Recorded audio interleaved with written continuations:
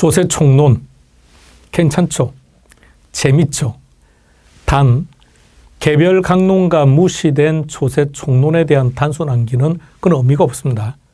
왜냐하면 조세 총론에서 지금 우리가 다루는 내용들은 어차피 개별 강론에서 대부분 출제될 내용들입니다. 따라서 조세 총론에서 출제가 안 되더라도 우리가 개별 강론에서 그러한 내용들을 만날 거기 때문에 연결해서 같이 학습하는 게 좋다는 것이고요. 또는 개별 강론하고 전혀 관계없는 것이 조세 총론에서 있습니다. 자, 그런 내용들도 몇 가지만 정리할 겁니다. 이번 시간에는 납세 의무의 성립과 확정과 소멸인데 예를 한번 들어봅시다. 재산세. 재산세는 과세 요건이 언제 충족하는 겁니까? 과세 요건이 충족되었다. 그 납세 의무가 성립했다는 얘기입니다. 납세 의무는 언제 성립하죠? 재산세는? 그렇죠. 6월 1일. 날짜를 얘기하는 것들은 즉 과세 기준일이 재산세나 종부세는 6월 1일, 주민세는 7월 1일 그 날짜가 납세 의무가 성립한 거구나. 과세 요건이 충족되었구나. 그러니까 확정되었다는 것은 금액이 확정된 거라고요. 언제 소멸합니까? 제일 간단한 건 납부. 납부하면 소멸되는 거죠. 자, 이게 조세 일대기입니다. 자, 성립과 확정과 소멸 첫 번째 납세 의무가 성립했습니다라는 것은 과세 요건이 충족되었습니다라는 뜻이라고. 재산세를 기준으로 한다면 6월 1일이 된다는 얘기죠. 즉 부동산을 사고 팔았다. 자, 그래서 취득세를 기준으로 한다면 사고 팠다. 즉 부동산을 샀다면 그때가 납세 의무가 성립한 거죠. 확정되었다는 것은 금액이 확정되었다는 얘기입니다. 그래서 정확하게 취득세를 지금 기준으로 하는 거니까 취득세는 신고 납부죠. 그렇다면 내가 스스로 계산해서 자진해서 자진해서 금액을 확정 지었을 때, 자, 소멸. 제일 간단한 게 세금을 납부했다 이런 거죠. 납세 의무의 성립과 확정과 소멸이다. 근데 우리 이미 확정은 끝난 거 아시겠죠? 그렇죠? 확정은 두 가지였죠. 어떻게 해요? 보통 징수하고 신고 납부를 기준으로 해서 신고 납부는 신고할 때 확정 나는 거고 보통 징수는 결정했을 때 확정이다. 이미 다 정리됐으니까 가볍게 끝난 거고 소멸, 그 세금 내면 돼요, 세금. 그죠? 자, 성립도 대부분 정도 알고 있는 겁니다. 자, 성립 한번 들어가 봅시다. 취득세. 취득세는 언제가 납세 의무가 성립하는 겁니까? 취득하는 때. 등록세는요, 등록하는 때. 정말 뭐 할 게 없죠. 그러면 재산세나 종부세, 지역자원시설세는 병기되는 거니까 똑같죠. 과세 기준일이죠. 6월 1일. 반면에 주민세는 과세 기준일 7월 1일. 이게 어떤 의미냐면 과세 기준일만 나와도 되는 겁니다. 날짜가 안 나오고 과세 기준일만 나와도 맞다는 얘기입니다. 다음 부가세입니다. 그러니까 부가세는 성립이 되려면 본세가 확정이 나야죠. 본세의 과표가 확정될 때 과세 표준이 되는 세목. 과세 표준이 되는 세목이 뭔가요? 그게 본세. 부가세란 어떠한 본세에 대해서 농특세 같은 경우는 10%가 있었지만 전체적으로 20%였죠. 그러니까 본세의 납세 의무가 성립하는 때. 인지세. 인지세는 용어가 좀 달라요. 과세 문서를 작성하는 때. 이것만 좀 정확히 보시면 되겠죠. 나머지는 별로 신경 쓸 게 없겠죠. 이미 다 알고 있는 거니까. 성립 시기에서 제일 중요한 거 소득세입니다. 소득세, 법인세, 부가가치세가 동일한데 결론 우리 시험에서 부가가치세 의미 없고 법인세도 크게 의미 없고 우리는 소득세가 제일 많이 나올 겁니다. 원칙. 자, 소득세는 말입니다. 과세 기간이라는 게 있습니다. 자, 우리 시험의 대표적인 게 양도소득세죠. 종합소득세도 마찬가지. 소득세는 모두가 다 1월 1일부터 12월 31일까지가 과세 기간이에요. 그럼 1년 동안에 발생한 소득을 다음 연도 5월 1일부터 31일까지 신고 납부하는 겁니다. 따라서 원칙은 과세 기간이 끝나는 때, 중간 예납이라는 게 있는데 이 제도를 왜 뒀을까요? 자, 사업을 하는 사람 입장에서 생각을 해보면 과세기간이 1년이죠. 그럼 1년이 끝나고 나서 막상 세금을 내려고 하면 금액이 너무 많아요. 그죠? 금액이 많으면 과세 주체 입장에서는 뭐가 문제일까요?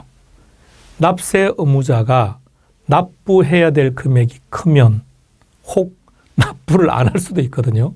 그래서 그것을 미연에 예방하기 위해서 딱 날짜를 자른 거예요. 잘라서 중간 예납 기간을 둔 거죠. 그냥 그대로 표현하면 돼요. 첫 번째 원칙과 똑같이 표현해 보세요. 중간 예납 기간이 끝나는 때.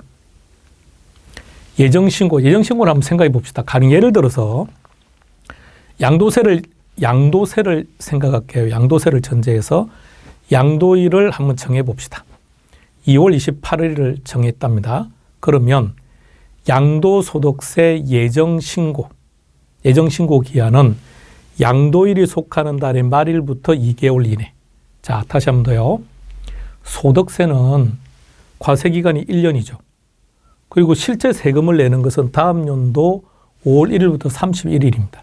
그러면 가령 특정한 해에 2월 달에 부동산을 팔았대요. 그럼 양도 차익이 발생했죠. 양도소득세를 내야 되는데 이 세금은 언제 내는 겁니까? 다음 연도 5월 달에. 그러니까 무려 1년 이상 시간이 남았다는 얘기죠. 1년 이상. 그럼 이것은 악의적인 마음이 없다고 하더라도 깜빡하면 실수할 수도 있는 거고. 자, 그래서 과세 주체가 세원을 미리 포착을 하고 있겠다고요. 그래서 예정신고라는 기간을 만들어 놓은 거예요. 그래서 양도일이 속하는 달의 말일부터 2개월 이내. 그럼 어떻게 하느냐면 2월은 무시해 버리세요. 2월을 무시하면 3월, 4월 말까지입니다. 자, 이거 기억하셔야 됩니다. 자, 그렇다면 생각해 보세요. 양도일이 속하는 달의 말일부터라고 되어 있습니다. 그럼 납세 의무는 언제 성립할까요? 과세 표준이 발생한 달의 말일.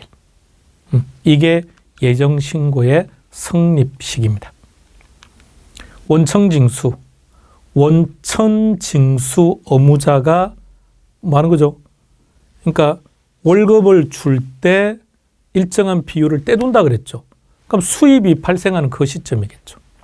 따라 수입 금액을 지급하는 때, 수입 금액을 지급할 때 거기서 일정한 비율을 원천징수한다는 얘기죠. 납세 의무의 성립 시기였습니다. 상속세 보세요. 상속을 개시한 때, 증여세는 증여재산을 취득하는 때. 문제 하나 풀어볼까요? 자, 첫 번째. 답이 바로 체크돼버리네. 자, 문제를 보세요. 납세 의무 성립 시기. 그러니까 출제되면 이런 식입니다.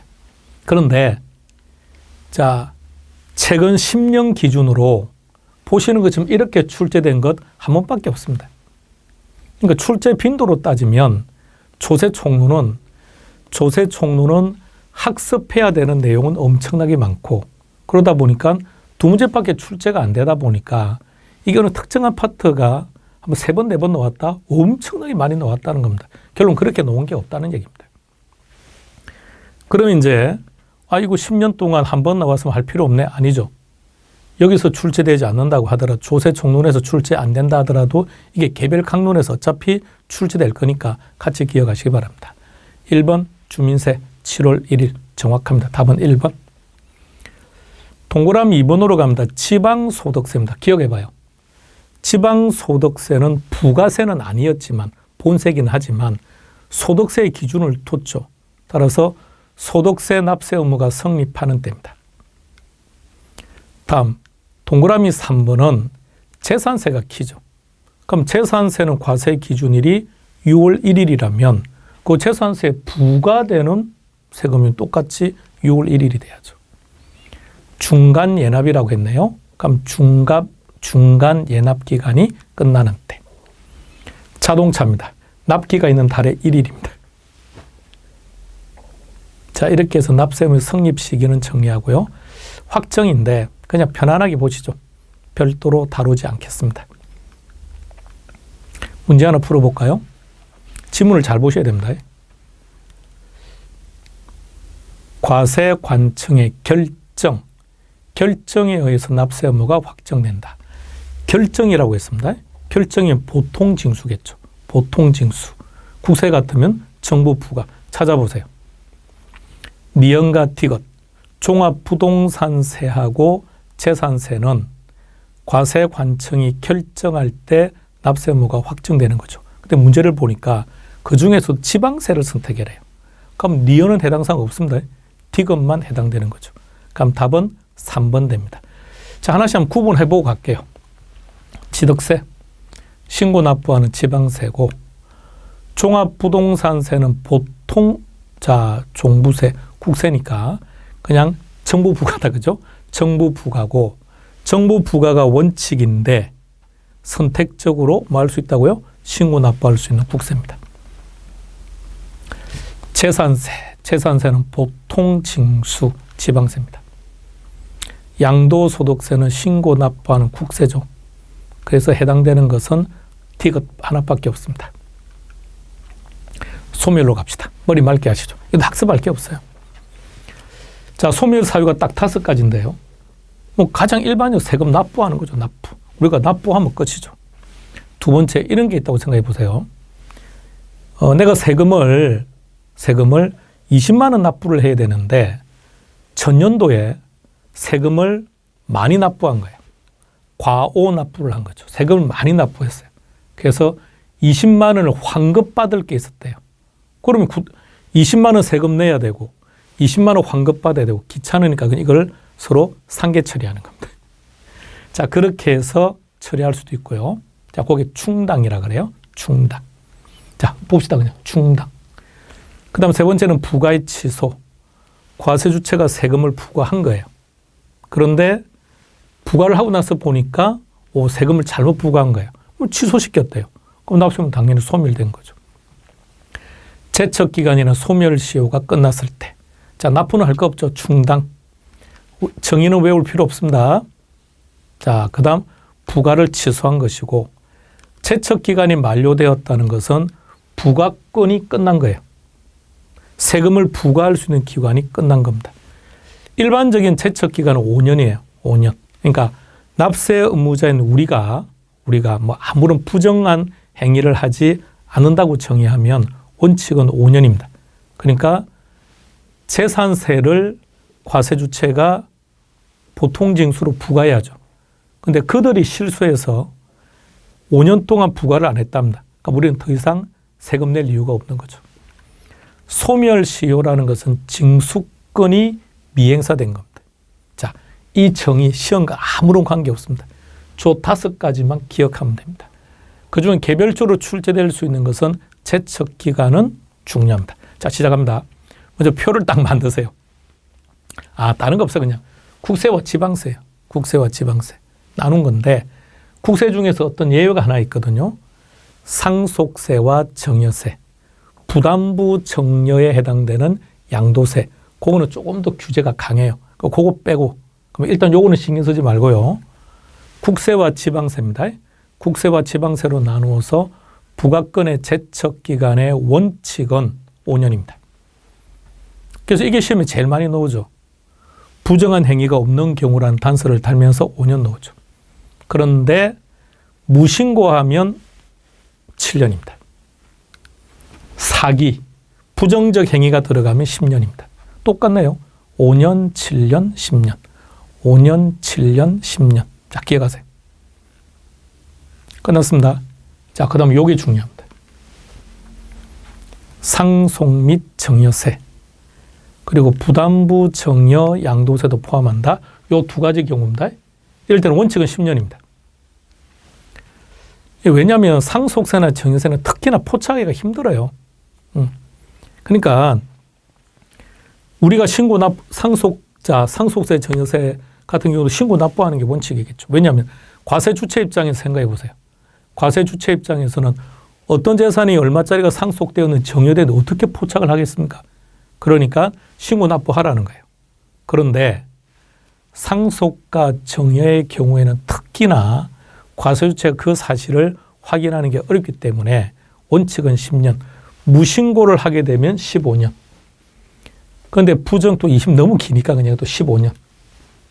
자, 그렇게 해서 문제 한번 풀어볼까요?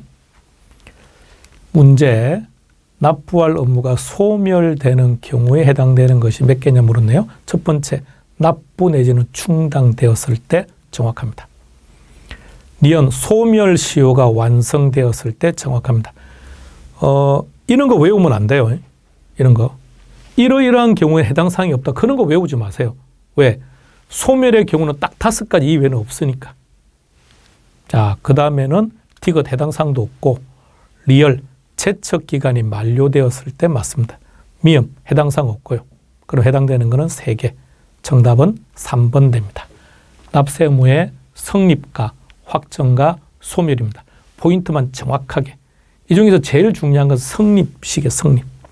성립 시기가 왜 중요하냐? 개별 강론에서도 출제될 수 있는 파트이기 때문에. 확정, 별로 할 거 없죠. 제일 첫 번째 했던 내용들을 가지고 연결해서 기억하시고요. 소멸은 제척 기간이 여기저기서 잘 나와요. 그러니까 제척 기간이 몇 년이냐는 것은 개별 세목에서도 가끔 언급되기 때문에 그 정도는 기억하시고, 소멸 사유 5가지, 이게 별거 없죠. 별거 없으니까 그 정도만 기억해 두시기 바랍니다.